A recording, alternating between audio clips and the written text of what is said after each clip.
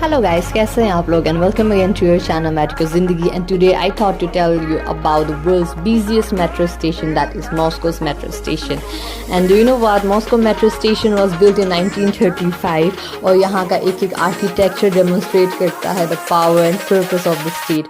By God, जब मैं यहाँ आई थी then I was literally astonished by the beauty of this place. It literally felt like मैं एक अलग दुनिया में आ गई हूँ, just like a museum, और बहुत ही ज़्यादा सुंदर है. And one fact about Moscow metro station is that it holds the world record for the punctuality of its train.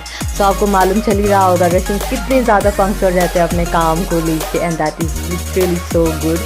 And you can see the architecture बहुत ही ज़्यादा प्यारा था. ऐसे बहुत सारे metro stations हैं मॉस्को में, बहुत सुंदर है.